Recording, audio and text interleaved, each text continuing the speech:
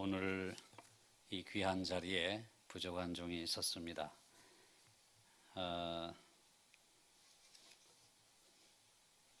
제가 젊은 시절에 서울에 있는 어느 교회에 중등부 교육 목사로 제가 사역을 하기 시작할 때 제가 첫날 부임 인사를 드리니까 그때 담임 목사님이셨던 목사님께서 저를 소개하면서 중학생들을 가르치기에 딱 맞은 키를 가지고 있다, 그렇게 소개를 한 것이 기억이 납니다.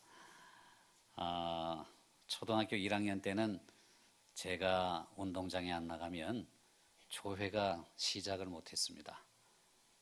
무슨 말인지 이해가 잘 안 가시는 모양인데, 제가 운동장에 나가서 기준을 잡아줘야 뒤에서 이제 앞에 나란히 이렇게 해가지고 이렇게 줄을 서게 되어 있습니다. 제가 맨 앞자리에 이렇게 제가 서 있어야 아이들이 그 뒤에 이렇게 줄을 맞춰서 서게 되는 거죠. 조만한 목사입니다. 목사 된 지는 이미 벌써 한 27년 정도 된 것 같습니다. 오늘 참 귀한 자리에 제가 말씀을 전하게 됐는데요. 우리 김용택 목사님께서는 우리 청량교회 일전에 한번 오셔서 큰 은혜를 끼쳐서 제가 참 늘 흠모하고 또 존경하고 참 귀히 여기는 우리 귀한 목사님이신데, 오늘 저녁에 이 귀한 자리에 저를 초청해 주셔서 감사하게 생각합니다. 현대고등학교 영어 선생으로 10년간, 또 종교주임으로 교목으로 10년간, 그렇게 10년 동안 영어 선생 겸 성경 선생으로 그렇게 제가 근무하고, 또 학교 다니는 동안에 제가 신학교를 공부해서 신학교를 졸업하고 목사가 되고, 또 현대고등학교 사역을 마치고 남아공 스텔렌보시라는 곳에 가서 저는 좀 특별한 공부를 했는데요. 생태신학이라고, 오늘날의 기후 환경 문제가 심각한데 그 생태 문제를 가지고 박사학위를 받고 돌아와서 총신대 교수로 있는 중에, 청량교회가 63년 된 전통적인 교회인데요, 저를 어느 날 초청해서 설교를 한번 해달라 그래서 설교하러 갔다가 그만 잡혀버렸습니다. 그래서 이제 담임 목회를 한 지도 만 16년이 지나고 17년째 지금 접어들고 있습니다. 총신에서 여전히 가르치고 있고요. 저는 기독교 윤리를 전공해서 이제 기독교 윤리학을 가르치고 있습니다. 오늘 여러 선생님들과 더불어 또 우리 성도님들과 함께 제가 예수님처럼이라는 제목으로 말씀을 나누고자 합니다. 오늘 본문이 마태복음 8장의 말씀인데요, 여러분이 잘 알다시피 마태복음 5장과 6장과 7장이 산상수훈입니다. 산상설교라고 하죠. 그것은 5장 1절에 보면 예수께서 산에 오르사 앉으시니 제자들이 나온지라 입을 열어 가르쳐 이르시되 심령이 가난한 자는 복이 있나니 천국이 저희 것이며, 이렇게 산에 오르사 앉으시니, 산에 올라가신 장면이 나오죠. 오늘 본문 8장 1절에서는 예수께서 산에서 내려오시니, 이렇게 산에서 내려오신다는 말씀이 있습니다. 그래서 5장과 6장 7장이 산 위에서 예수님께서 교훈을 드리우셨다 해서 수훈이라고 하고, 또 설교하셨다고 해서 산상설교라고 일컫습니다. 오늘 산상수훈을 마치고 내려오시는 예수님께서 처음 만난 사람, 그가 누군가 하면 나병 환자였습니다.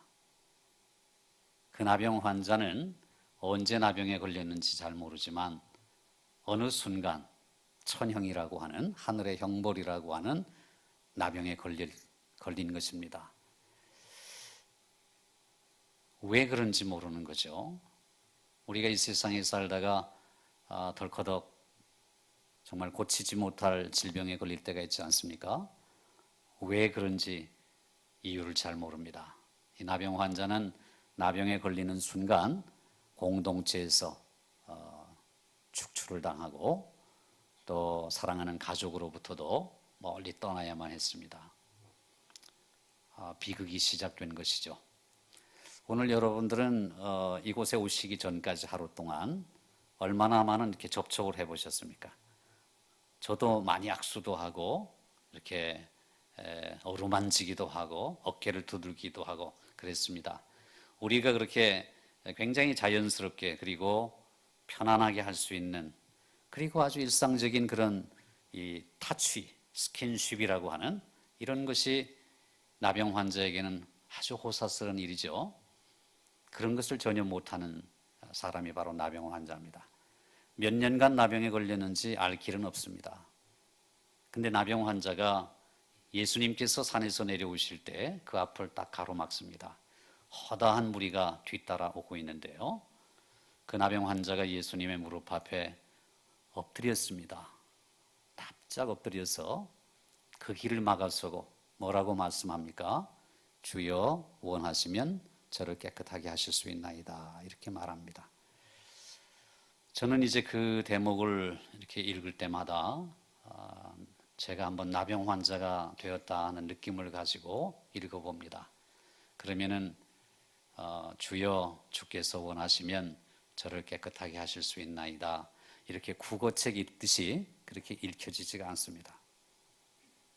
여러분의 마음에 정말 간절한 애원이 있을 때, 예컨대 고치지 못할 질병에 걸렸다든지 또 우리의 힘으로 해결할 수 없는 아주 어려움에 봉착했을 때 우리는 어떻게 기도할까요? 애절한 목소리로, 아주 눈물 젖은 음성으로, 또 이번이 아니면 안 된다는 절박감을 가지고 그렇게 기도할 것입니다. 이 나병 환자가 그렇게 했겠죠? 주여, 주여, 주께서 원하시면 저를 깨끗하게 하실 수 있나이다. 보통 애절한 음성이 아니었을 거예요. 그때 예수님께서 어떻게 하셨죠? 율법적으로 보면은 2m 안에 접근하면 안 되고요, 또 감히 더러운 몸을 가지고 예수님을 막아설 수는 없는 것입니다. 근데 이 사람은 예수님을 만나야만 소망이 있기 때문에 예수님 앞에 나올 수밖에 없었고요, 주변에 있던 허다한 제자들과 무리들은 막 비난했겠죠. 감히 누구라고 어느 안전에 이렇게 길을 방해하고 더럽고 추한 것이 이렇게 가까이 오느냐, 야단했을 겁니다. 돌팔매질을 하려고 했을 것이고요, 침을 뱉는 사람도 있었을 것이고요. 제사장이 부정하다 부정하다 부정하다 3번만 입에다 손을 댄 채 부정하다 부정하다 부정하다 라고 하면 바로 공동체에서 축출당하는 사람이 바로 나병 환자 아니겠습니까? 근데 예수님께서는 어떻게 하셨느냐 하면 그에게 손을 대시며 이르시되 내가 원하노니 깨끗함을 받으라, 그렇게 말씀하십니다. 예수님께서 발밑에 엎드린 나병 환자에게 손을 대시려면 예수님의 몸을 구부려야 되겠죠. 그리고 아마도 그 나병 환자의 얼굴과 예수님의 얼굴은 거의 맞닿을 지경까지 고개를 숙이시고 자세를 낮추셨을 것입니다. 더럽다고 생각 안 한 거죠. 예수님은 그 고귀한 손을, 소위 율법적으로 더러운 그 나병 환자의 몸에 손을 대시면서 이렇게 말씀하시죠. 내가 원하노니 깨끗함을 받으라, 이렇게 말씀합니다. 그 대목에서 나병 환자의 나병은 천지를 창조하신 예수 그리스도의 권세 있는 말씀, 내가 원하노니 깨끗함을 받으라 하는 말씀으로 깨끗하게 고침을 받았습니다. 그런데 나병 환자의 나병이 아니라 마음 속에 있는 질병, 한마디로 말하면 고독함과 외로움이겠죠. 어느 누구도 가까이 하지 않고 어느 누구도 만져주지 않고 만지려고 하면 질색팔색하고 돌 던지고 침 뱉는 그런 자기를 예수님께서 마다하지 않고 거룩한 손을 얹으셔서 그 따사로운 촉감을 느낄 때 이 나병 환자의 마음의 질병이 떠나간 줄로 믿으시기 바랍니다. 제가 말씀드리고자 하는 것은 그것이에요. 제가 오늘 교사 부흥인데요. 교사들에게 전하고 싶은 말씀이 참 많아요. 저희 교회도 교사들이 많으니까요. 그런데 저는 16년 전, 17년 전에 담임 목회를 시작하면서 하나님 앞에 제가 이제 공부만 할 줄 알아요. 공부밖에 모르는 사람인데 이런 사람을 전통적인 교회에 또 제가 모셨던 원로 목사님은 우리 합동측 교단의 총회장을 역임하셨던 분이세요. 그런 교회에 저를 담임 목사로 부르시니까 겁이 덜컥 난 거예요. 교수 생활을 하면 좋은데 또 딱 맞을 사람인데 하나님께서 왜 저를 목회자로 부르셨을까? 그래서 제가 부임하겠다고 약속을 하고 처음에는 도망을 갔어요. 부임 안 하겠다고. 저 전라남도 광주까지 도망을 갔습니다. 그런데 결국 하나님께서 송 목사야, 네가 쉽다고 생각하는 것은 내 뜻이 아니고 네가 힘들다고 생각하는 것이 내 뜻이다. 기도하는 중에, 금식하면서 기도하는 중에 하나님께서 그 마음을 주셨어요. 그래서 제가 솔직히 돌아보니까 교수 생활이 쉬웠어요. 총신대학교 교수가 되면 말이죠. 새벽 기도 안 해도 돼요. 새벽 기도 안 해도 누가 뭘 할 사람 없어요. 그런데요, 담임 목사는 새벽 기도 안 하면 안 되잖아요. 저는 모태신앙이에요. 입에 술, 담배를 한 번도 대본 적이 없어요. 저는 바리새인이에요. 교회를 떠나본 적도 없어요. 그저 교회에서만 자랐어요. 무지 가난했어요. 근데 무지 가난한데도 교회를 떠나지 않은 것은 어머님의 기도 덕분이죠. 고등학교 2학년 때는 학교 갔다 오니까 집이 없어졌어요. 철거반원들이 와서 다 두들겨 부숴가지고. 엄마도 땅바닥에 앉아서 우시고 저도 책가방 내려놓고 울고 엄마 우리 어떻게 하나 이제 어떻게 사나 집이 없으니까. 그런 시절을 겪었어요. 아버지 고물장수 하셨고요. 어머니는 남의 집 식모살이, 간병인, 험한 일 다 하셨어요.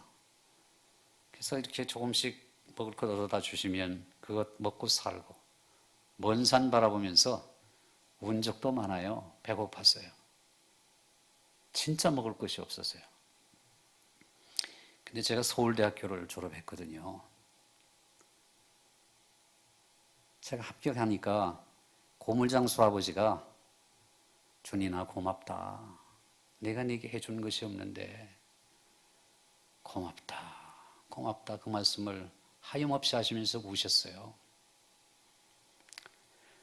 제가 어린 시절 가장 좋아했던 구절이요. 저는 뭐 술, 담배 해본 적도 없다 그랬죠. 교회를 떠나본 적도 없어요. 교회가 제 요람이에요. 저를 저되게 한 것도 교회고 하나님의 은혜죠. 저를 가르치신 전도사님, 목사님들이요. 저를 사랑 많이 하셨죠. 불쌍하니까요. 너무 가난해서 불쌍하니까. 산기도를 많이 데리고 다니셨어요. 고등학교 시절, 그리고 대학교 시절에.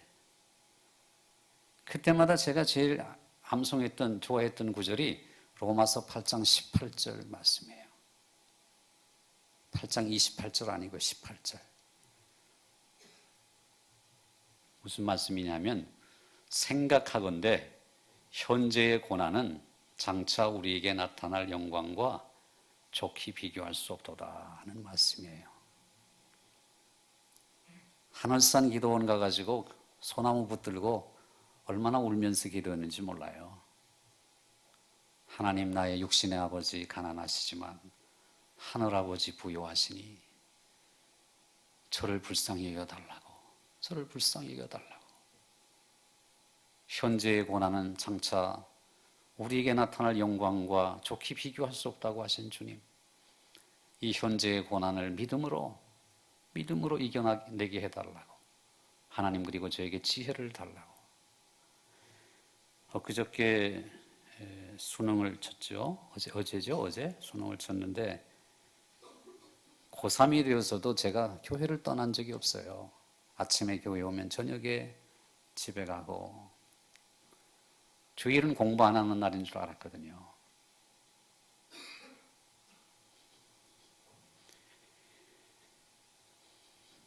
그래서 공부하는 것이 제가 살 길이라고 생각한 거죠. 그래서 저는 신학교 교수가 되고 싶었고, 신학교 교수가 되기 위해서 외국에 가서 박사학위까지 받았어요. 근데 저같이 이렇게 나약하고 정말 유약하거든요. 몸도 약하고 마음도 약하고 눈물도 많고. 근데 저 같은 사람을 하나님께서 전통적인 교회의 담임 목사로 부르신 거죠. 그래서 제가 겁이 덜컥 났어요. 새벽 기도하는 것도 자신이 없었고요. 그리고 험한 사람 만나는 것을 제가 무서워해요. 한 번도 싸워본 적이 없으니까요. 그런데 그 험하다고 하는 목회지에 저를 보내시니까 겁이 나잖아요. 그래서 하나님 앞에 기도할 때 하나님께서 제게 이 말씀을 주셨어요. 마태복음 20장 28절, 마가복음 10장 45절 두 절 말씀이에요. 똑같은 말씀인데요. 마가복음 10장 45절과 마태복음 20장 28절은 같은 구절이에요. 인자가 온 것은 섬김을 받으려 함이 아니라 도리어 섬기려 하고 많은 사람을 위하여 자기 목숨을 대속물로 주려 함이니라 하는 말씀이에요. 하나님께서 그 말씀을 떠올리게 해주시면서 송 목사야, 이 사람처럼, 아니 이 사람이 아니라 인자이신 예수님처럼 이렇게 목회를 하면 된다, 그렇게 말씀해 주셨어요. 그래서 오늘 설교의 제목이 예수님처럼이잖아요. 이 예수님처럼이라는 제목이 거기서 나온 거예요. 저희 교회 가면 우리 목사님 와보셨지만은 강단 뒤에 예수님처럼 이렇게 5글자가 새겨져 있어요. 우리 교회 표어가 된 거죠. 제가 부임하면서 Just like Jesus, 영어도 쓰여 있어요. 거기에 예수님처럼 Just like Jesus, 이렇게 세 단어가 같이 쓰여 있어요.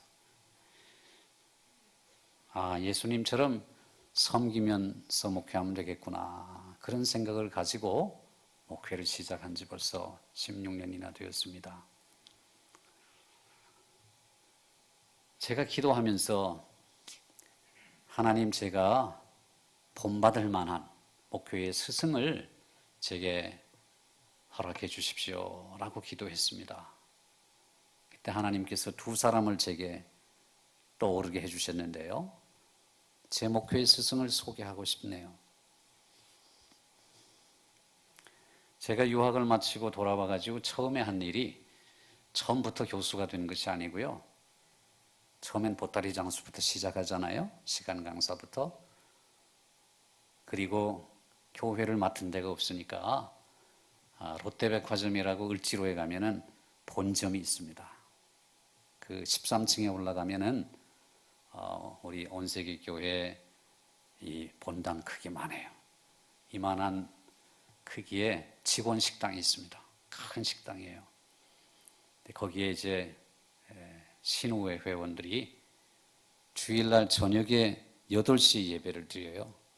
주일날 낮에는 일해야 되니까 8시에, 저를 보고 8시에 와달라는 거죠. 제가 8시에 가서 1년 반 동안 예배를 인도했습니다. 수요일은 또 제가 예배를 드려야 되니까 목요일 저녁을 그들은 3일 예배처럼 드려요. 신우회 회원들이 백화점에. 그분들을 제가 인도하러 수원에서부터 서울의 을지로까지 2번, 3번, 4번씩 차를 번갈아 가면서 타고 그렇게 다녔습니다. 어느 날 제가 오늘의 양식 데일리 브레드라고 하는 그 소책자를 묵상하면서 가고 있었는데요. 지하철에서 그 지하철에 이런 얘기가 있었습니다. 미국의 어떤 교회에서 있었다는 얘기인데요. 예배가 시작이 돼서 이렇게 성도들이 자리에 꽉 차서 아마 여러분의 주일 예배처럼 말이죠. 자리에 앉힐 자리가 없었던 거예요. 근데 뒤에 청년 하나가 문을 열고 들어와 보니까 한 자리도 남아있는 게 없는 거예요. 빈자리가.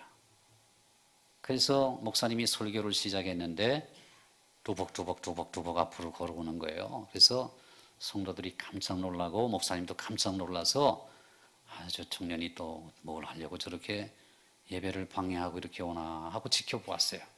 성도님들은 다 이제 뒤통수에 막 비난의 화살을 퍼부은 거죠. 요즘 젊은 애들이 버릇이 없다느니 옷 입은 매무새하며 머리 모양하며 그 젊은이들에 대해서 막 성도들이 비난의 화살을 막 쏘아댄 거예요. 근데 이 청년은 정말 자리가 없어가지고 앞자리에 앉고 싶어서 맨 앞까지 걸어와서 땅바닥에 의자에는 빈자리가 없으니까 털썩 앉아서 예배를 드리는 거예요. 목사님이 이제 놀란 가슴을 쓸어내리고 성도들도 잠잠해졌습니다. 목사님이 다시 설교를 시작했죠. 근데 잠시 후에 저 뒤에 앉아 계신 머리가 저처럼 허연 노 할아버지께서 지팡이를 짚고 당신 앉았던 자리에서 일어나셔가지고 청년이 걸어간 그 길을 따라오시는 거예요.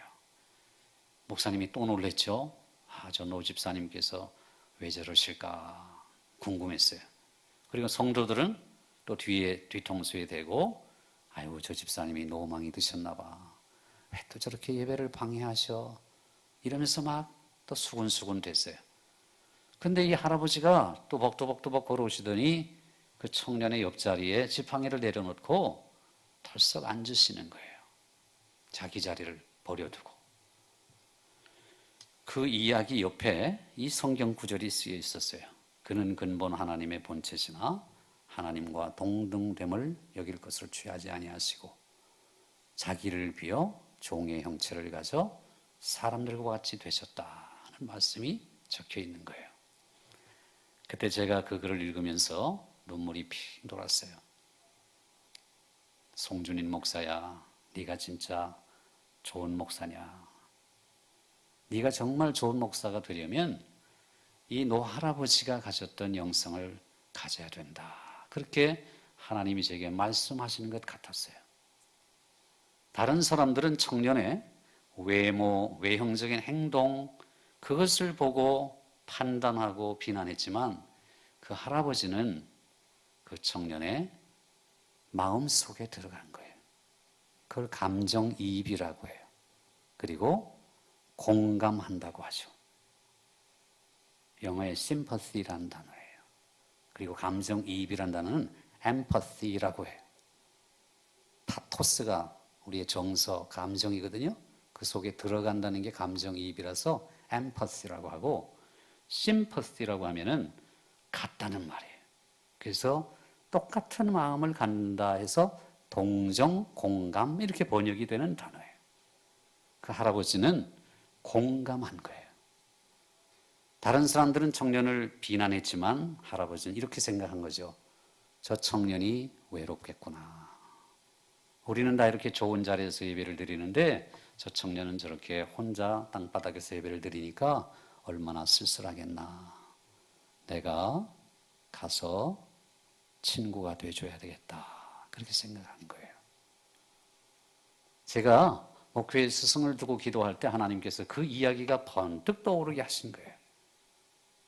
그 일이, 그 이야기가 실제 있었던 일인지 지어낸 얘기인지 몰라요. 데일리 브레드라고 하는 오늘의 양식이라는 소책자에 실려 있었어요. 근데 하나님께서 제게 그 노 집사님을 떠오르게 해주셨습니다. 앞으로 네가 좋은 목사 되려면 그 노 집사님과 같은 영성을 가져라. 그렇게 말씀하셨어요. 그래서 그 노 집사님이 제 목회의 첫 번째 스승이에요. 두 번째 스승이 누구냐면요. 제가 28살에 대학을 이제 졸업하고 영어 선생님이 됐어요. 3월 2일에 첫 부임을 하죠. 학기가 시작이 될 때. 그래서 학교에 갔더니 고3을 가르치라는 거예요. 초년병에게. 그래서 할 수 없이 고3을 맡은 거죠. 고3은 문제집을 풀잖아요. 교과서는 이미 다 뗐고. 그래서 제가 이제 문제집을 이만큼 쌓아놓고 문제를 뽑아가지고 이렇게 유인물을 만들었어요. 이렇게 만들었어요. 그래가지고 이제 옆에 선생님한테 물어가지고 인쇄실을 찾아간 거예요. 처음 가보는 데예요. 3월 아마 4일, 5일쯤 됐겠죠.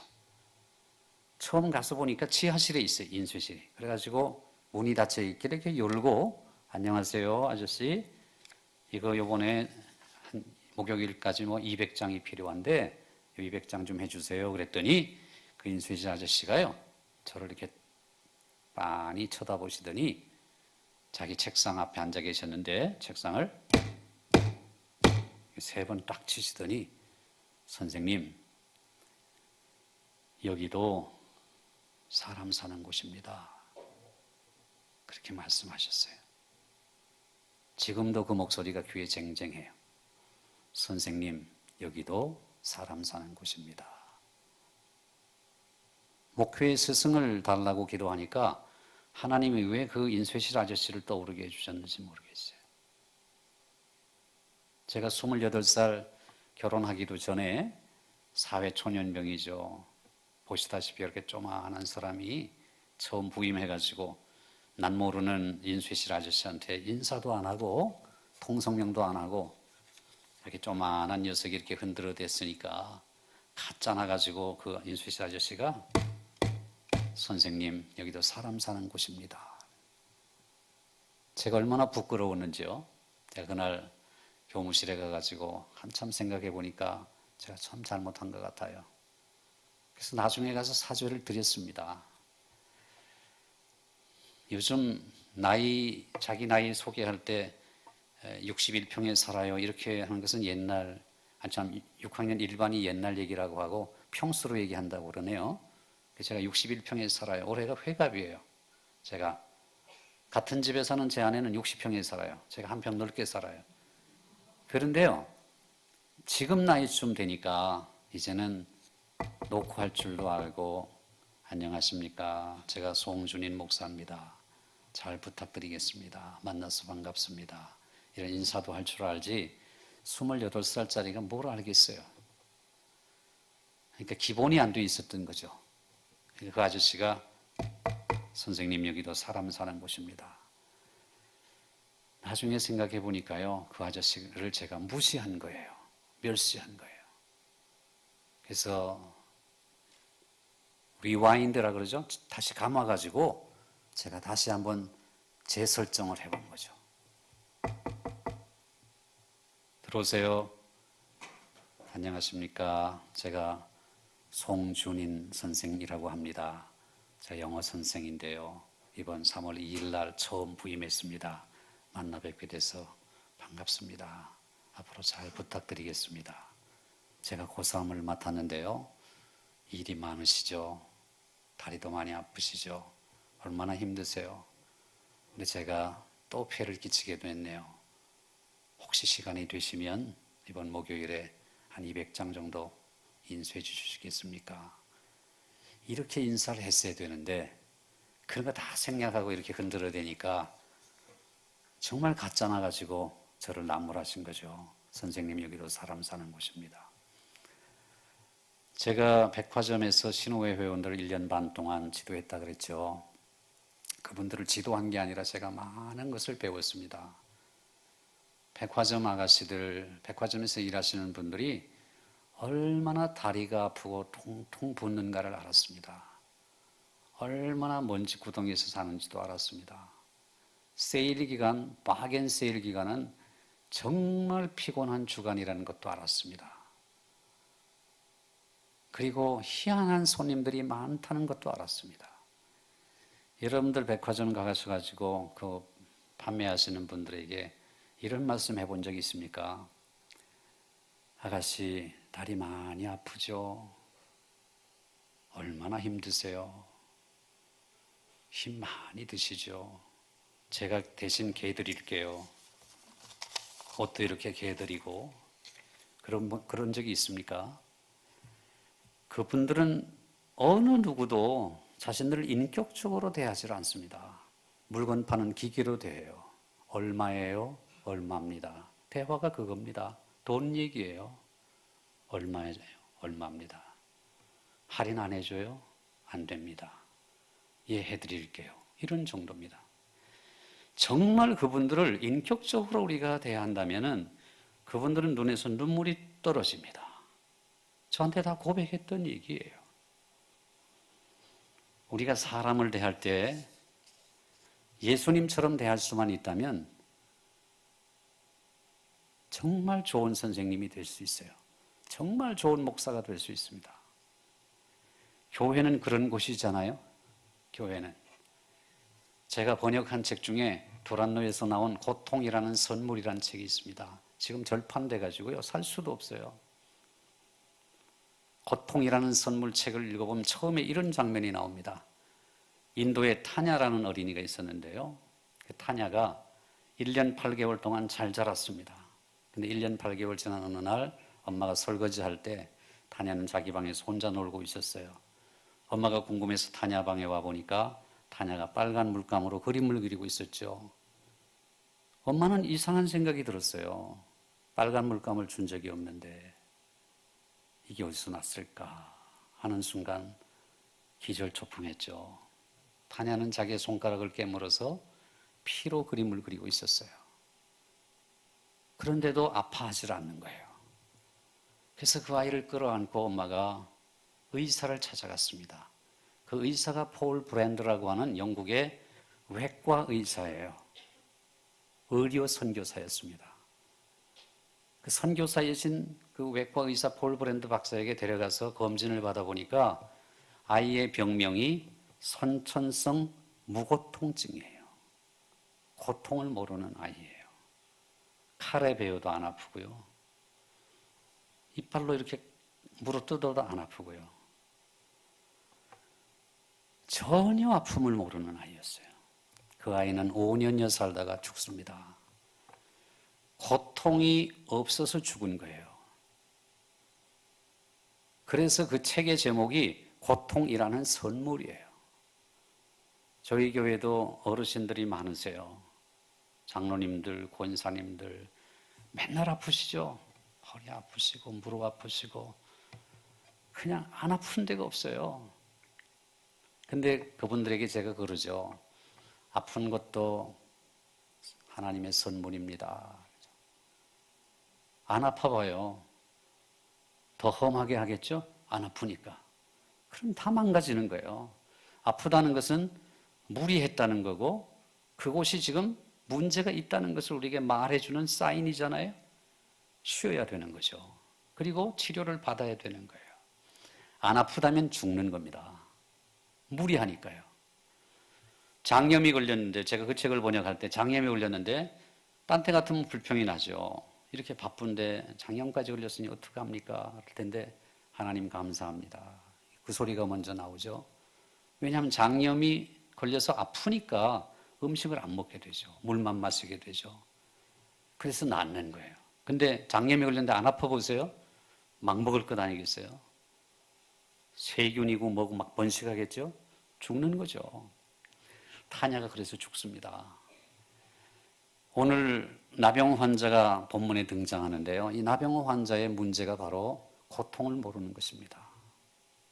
손가락이 잘라져 나가도 코가 떨어져 나가도 귓바퀴가 떨어져 나가도 아픔을 모르는 거예요. 우리는 고통 없는 세상에서 살고 싶어 하지만 이 세상에 많은 사람들은 고통을 한번 느껴보고 싶은 사람들도 있다는 사실을 알아야 돼요. 그 나병 환자가 예수님께 나와서 엎드린 거예요. 예수님께서 더럽다고 하지 않으셨죠? 그에게 손을 대셨어요. 그의 나병은 말씀으로 인해서 치유받았지만 그의 마음의 질병, 고독이라는 질병은 예수님의 따사로운 손에 의해서 치유받은 거예요. 사랑하는 교사 여러분, 여러분들이 맡은 한 영혼 한 영혼을 예수님의 마음을 품고 여러분의 손을 얹어보세요. 몸에서 냄새가 나는 아이도 괜찮아요. 몸에 헌대가 나고 종기가 나는 아이들도 괜찮아요. 그런 아이들에게 손을 얹어보세요. 그리고 이렇게 기도해 보세요. 하나님, 저의 누추한 손, 사랑하는 아무에게 얹었습니다. 이 시간 주님의 전능하신 손, 주님의 거룩한 손, 제 누추한 손 위에 같이 얹어주시옵소서. 그래서 이 사랑하는 영혼을 예수님처럼 그렇게 사랑하게 하여 주시옵소서. 그렇게 기도하시면 놀라운 역사가 일어나게 될 것입니다. 교회가 바로 그래야 되는 것 아니에요. 좋은 교회가 뭐겠어요? 저는 좋은 교회라는 것을 가지고 고민을 많이 하는 목사예요. 담임 목사입니다. 어떻게 하면 좋은 교회가 될 수 있을까? 숫자가 많다고요? 숫자가 많으면 좋은 교회 되기가 어려워요. 왜냐하면 양들을 다 모르기 때문이에요. 우리가 생각하는 좋은 교회와 하나님이 보시는 좋은 교회 개념이 완전 다르다고 생각해요.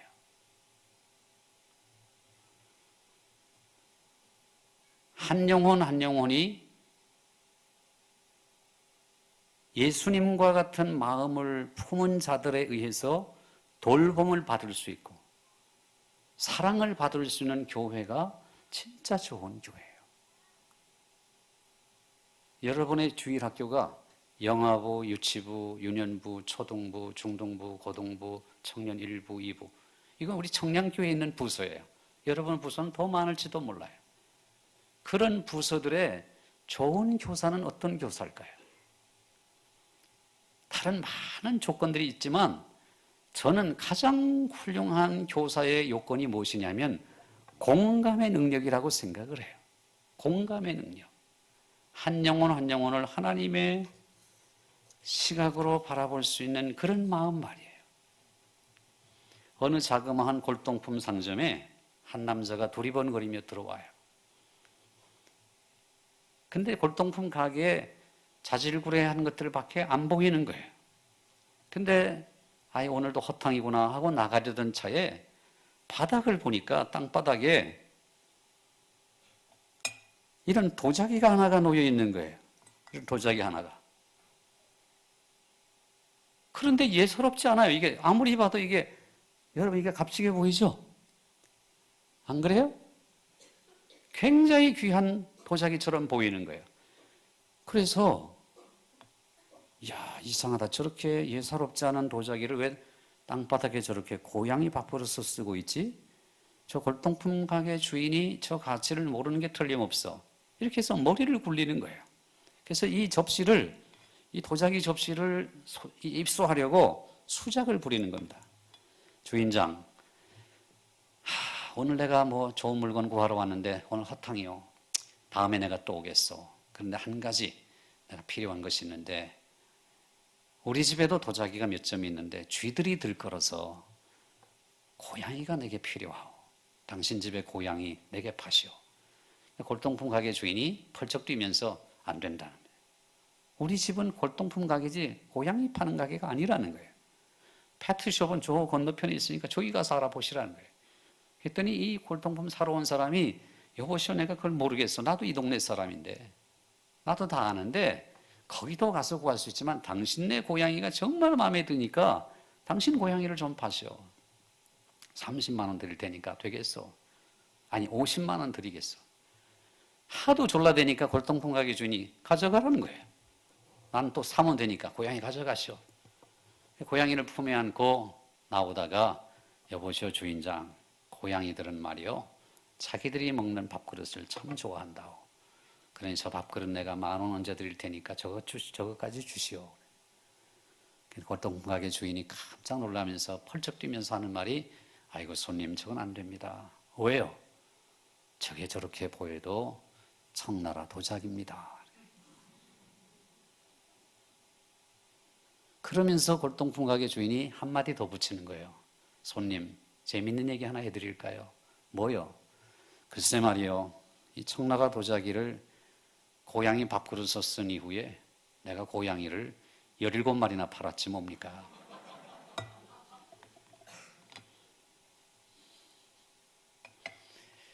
이 이야기의 핵심은 여기에 있습니다. 이 귀한 도자기가 진열장 안에 이렇게 놓여 있거나 땅바닥에 있거나 가치는 변하지 않는다는 거예요. 어디에 위치해 있느냐가 중요한 게 아니고 이 도자기의 본질적인 가치는 변하지 않는 거예요. 여기에 더러운 오물이 묻어도 변하지 않아요. 하물며 하나님께서 하나님의 형상으로 지으신 그 영혼들을 우리에게 맡겨주셨잖아요. 목사인 저에게, 교사인 여러분들에게요. 그런데 그 목에다가 우리가 꼬리표를 붙여놓을 수 있겠어요? 얼마짜리라고. 하나님께서 한 나병 환자의 목에다가 가치를 매기는 가격표를 이렇게 달아 놓으셨다면 어떻게 적혀 있을까요? 우리는 10,000원짜리, 100만 원짜리, 1억 원짜리 이렇게 가치를 차별을 두겠지만 하나님께서는 한 영혼 한 영혼을 이렇게 가치를 매겼을 것 같아요. 프라이스 태그를 이렇게 붙여 놓을 때 이 가격표에다가 영어로 한마디 하면 priceless, 프라이스에 LESS 붙여가지고요. priceless 무슨 뜻이죠? 값이 없음 이런 뜻이 아니죠? 우리말로 번역할 때 priceless는 부르는 게 값임 이런 뜻입니다. 부르는 게 값이다. 무한한 가치가 있다는 겁니다. 얼마만큼이요? 이 한 영혼을 위해서라면 예수 그리스도의 생명과도 맞바꿀 만큼 소중함 이렇게 가격을 붙여놓을 거란 말이죠. 하나님이 그런 가격표를 붙여놓았는데 우리가 떼잖아요. 떼고는 버려버리고는 우리가 쓴 가격표를 따로 매겨가지고 사람들을 판단하고 평가하잖아요. 교회 학교 어린이 중에 가정 환경을 잘 조사해 보세요. 어려운 아이들이 분명히 있을 겁니다. 그 아이들은 특별한 아이들이에요. 특별한 아이들을 하나님께서 여러분과 같은 특별한 선생님들에게 맡기신 거예요. 그 얘기를 하나 하고 오늘 말씀을 마치려고 합니다. 친구들로부터 항상 따돌림 받는 테디라는 아이가 있었습니다. 그 아이는 학교에서 늘 멍한 눈빛으로 쭈그리고 앉아 있었습니다. 입을 열 때는 출석을 부를 때뿐이었어요. 옷 입은 모양이 엉망인데다가 옷에서 냄새까지 나서 어느 친구도 가까이 하려고 하지 않습니다. 선생님은 테디의 시험 점수를 매길 때마다 편했습니다. 아무것도 쓰여 있지 않았기 때문이죠. 그냥 0점이에요. 선생님은 오늘도 시험지에 막 빵점 표시를 하려다가 테디라는 아이가 궁금해졌습니다. 그래서 새삼스럽게 생활기록비를 꺼내다가 찾아봤습니다. 1학년 착한 아이다. 장래가 촉망된다. 하지만 가정환경이 불우하다. 이렇게 쓰여 있었고요. 2학년 아이가 조용하고 폐쇄적이다. 엄마가 불치병을 앓고 있단다. 이렇게 쓰여 있었고요. 3학년 다른 학생들에 비해 학력이 많이 떨어진다. 올해 엄마가 돌아가셨다. 아빠는 관심이 없으시다. 이렇게 쓰여 있었고요. 4학년 아이의 미래가 보이지 않는다. 아빠는 집을 나가셨다. 현재 친척 집에서 구박을 받으며 살고 있다. 이렇게 쓰여 있었습니다. 아, 이런 아이였구나. 불쌍한 아이였구나 하는 것을 알게 됐습니다. 성탄절이 돌아와서 아이들이 제각기 선물을 가져왔습니다. 테디만 빼고 모두 예쁜 포장지의 선물을 가져왔습니다. 테디는 우리가 누렁봉투라고 하는 소류봉투에 볼성사납게 이렇게 테이프로 봉한 선물을 가져왔습니다. 선생님이 일부러 그 선물부터 뜯어봅니다. 가짜 다이아몬드 팔찌와 싸구려 향수병이 나왔습니다. 팔찌는 그나마 다 떨어져 나갔고요. 학생들이 전부 비웃기 시작합니다. 저것도 선물이라고 갖고 왔냐고. 선생님은 재빨리 팔찌를 해보입니다. 얘들아 예쁘지 않니? 향수 냄새도 그만이구나. 선생님 참 좋아하는 냄새야. 테디야 고맙다. 그렇게 방과 후에 이제 테디가 선생님을 찾아가 보니까 선생님 찾아가서 이렇게 말합니다. 선생님, 제 선물이 마음에 드신다니 기뻐요. 하루 종일 선생님께 엄마 냄새가 났어요. 엄마가 쓰시던 향수거든요. 그리고 팔찌도 엄마가 차던 거예요. 테디가 간 후에 선생님은 책상에 고개를 파묻고 하염없이 흐느꼈습니다. 하나님, 용서해 주세요. 그리고 하나님과 같은 시각으로, 하나님의 눈으로 엄마 없는 아이를 보게 해달라고 기도했습니다. 다음날 학생들이 학교에 갔을 때 선생님이 완전히 변해 있었습니다. 테디를 특별히 개인적으로 지도했고 그 학년 말에 테디는 친구들 대부분을 따라잡았습니다. 그 후로 선생님은 오랫동안 테디 소식을 듣지 못했는데 어느 날 짧은 편지가 왔습니다. 사랑하는 선생님께 제가 곧 고등학교를 졸업한다는 소식을 선생님께 가장 먼저 알려드리고 싶었어요. 선생님 기뻐해 주세요. 저 이번에 반에서 2등으로 졸업해요. 사랑하는 제자 테디 올림. 그로부터 4년 뒤에 다시 편지가 왔습니다. 사랑하는 선생님께 선생님 기뻐해 주세요. 저 이번에 과에서 1등으로 졸업한다는 소식을 선생님께 가장 먼저 알려드리고 싶었어요. 대학 생활이 쉽지만 않았지만 그래도 좋았어요. 사랑하는 제자 테디 올림. 또다시 4년 뒤에 편지가 왔습니다. 사랑하는 선생님께 제가 의사가 되었다는 사실을 선생님께 가장 먼저 알려드리고 싶었어요. 선생님 멋지지 않아요? 한 가지 부탁이 있는데요. 저 이번에 결혼해요. 제가 결혼할 때요. 선생님께서 제 어머니 좌석에 앉아주셨으면 해요. 선생님은 제 어머님과 같은 분이시잖아요. 사랑하는 제자 테디 올림. 여러분, 우리가 하나님의 눈으로 한 영혼 한 영혼을 사랑하고 하나님의 눈으로 그 영혼들의 가치를 매길 수만 있다면 얼마나 좋을까요? 그런 곳이 교회가 아닌가요? 그런 교회가 되어야 되잖아요. 연약한 자일수록 사랑의 손길로 다가가는 것 말이에요. 교회 공동체가 결코 잊어서는 안 되는 진리입니다. 예수님처럼요. 좋은 선생님이 어떤 선생님일까요? 공감이 탁월한 선생님이에요. 아이가 아프겠구나. 아이가 외롭겠구나. 아이가 힘들겠구나. 내가 친구가 되어줘야지. 그런 선생님 말이에요. 그보다 더 나은 선생님이 어디 있겠어요? 우리 온세계 교회 모든 교회 학교에는 이와 같이 예수님처럼 한 영혼 한 영혼을 하나님의 시각으로 바라보고 예수님처럼 그 외로운 영혼, 힘든 영혼, 방황하는 영혼에게 따스한 손길 얹으셔서 위로하시고 기도해 주시고 하나님의 말씀으로 바르게 이끌어 주시는 그런 모든 선생님들이 되시기를 존귀하신 주님의 이름으로 축원합니다. 축원합니다. 우리 함께 통성으로 합심해서 기도하겠습니다.